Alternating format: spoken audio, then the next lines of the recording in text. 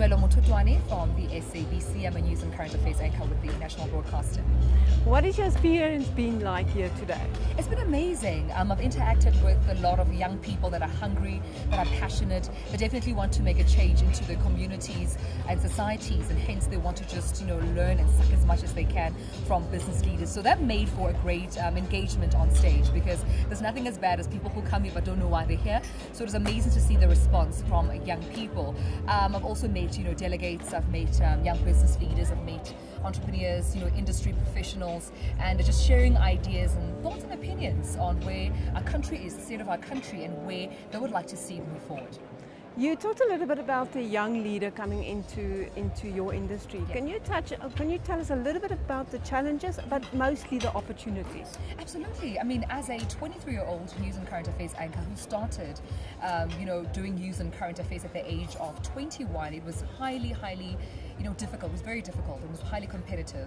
As you know, this industry is mostly, occupied by elderly counterparts who possess so much experience and wisdom.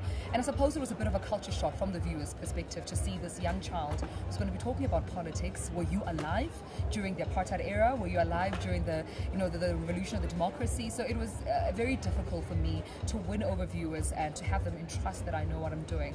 But the opportunity is as well, I am young. There's so much room for improvement, so much room for growth, so much room to travel and engage with people from a young perspective, and to also share with my counterparts, because not so many 21-year-olds get that opportunity to be on my platform. So it's a learning experience for me, but it's also an opportunity to share some of my ideas with my peers. And I mean, also meeting great, legends and leaders that will share wisdom with you.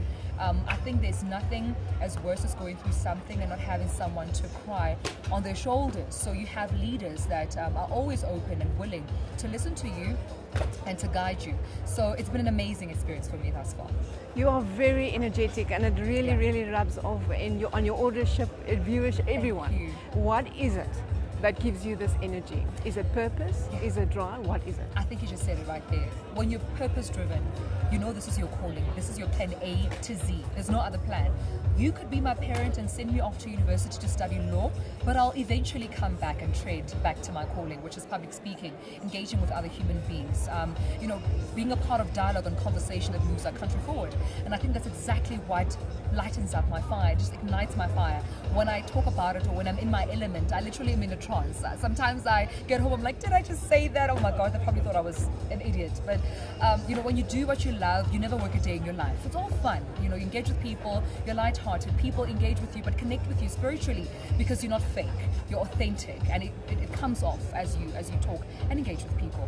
So where are you going to be in the next 10 years? The question that Jeremy Max was talking about.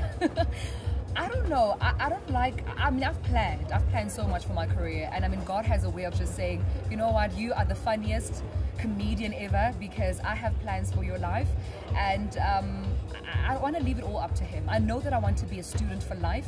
I never want to be comfortable with where I am. I never want to think that I know it all. I constantly want to talk to people, whether you're a cleaner, a security guard, a CEO, a manager. I don't care what position you're in. I feel like there's something in you that I can learn from and impact me. So when I'm at the TLC, I can make it seem like it's my own, but actually I got it from Rochelle, But I constantly want to learn, and I think as you learn and you open up yourself to education, you never know where you might land. Who knows? I might just be the president, of a country, or I might just be, the CEO of a huge international company. But if I put myself in a box and say, hey, I will stick to news, I would never know. So we'll see what the universe has in store for me.